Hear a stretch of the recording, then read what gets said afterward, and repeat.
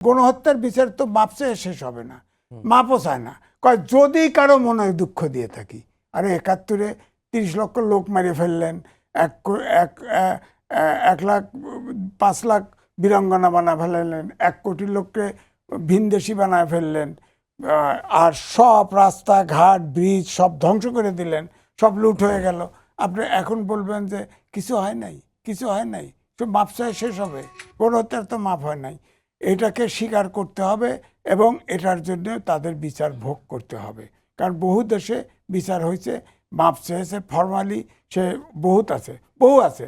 কমপক্ষে পৃথিবীতে গণহত্যাকারীর দল কমপক্ষে ২০-৩০টা আছে, দেশ আছে যারা ফর্মালি মাপ চেয়ে, যাদেরকে হত্যা করছে তারা মাপ দিয়েছে, তারপরে মাপ হয়েছে।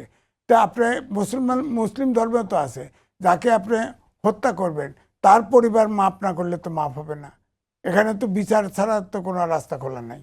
তো এই জন্য উনি কিন্তু ওইটাই ইঙ্গিত করেছে, ৭১ ভুলে যান, অর্থাৎ ইতিহাসটা নেন না, আমাদেরকে এখন রাজনীতি করতে দেন।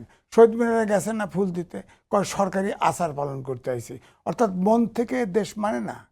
আমি অবজারভারে জয়েন করছি 80-তে, হামিদুল্লাহ চৌধুরীকে পেয়েছি। হামিদুল্লাহ চৌধুরী সারা বিশ্বে, তখন ফরেন মিনিস্টার ছিল পাকিস্তান, সারা বিশ্বে ঘুরে বেড়াইছে এই দেশের স্বাধীনতার বিরুদ্ধে।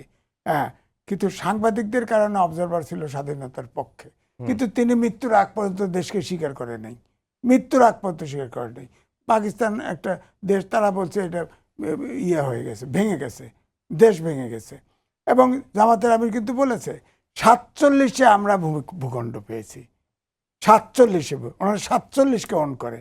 হ্যাঁ, ওনারা পাকিস্তানের বিরুদ্ধে সৃষ্টি বিরোধিতা করেছে, আপনার ভারতবর্ষ বিরোধিতা করেছে, বাংলাদেশের বিরোধিতা করেছে। ওনার কাজই হচ্ছে বিরোধিতা করা। এখন বাংলাদেশ হলে বাংলাদেশকে বিনা স্বার্থে আপনার বিচারের মুখোমুখি হইতে হবে এবং বাংলাদেশকে মেনে নিতে হবে, বাংলাদেশের সংবিধানকে মেনে নিতে হবে।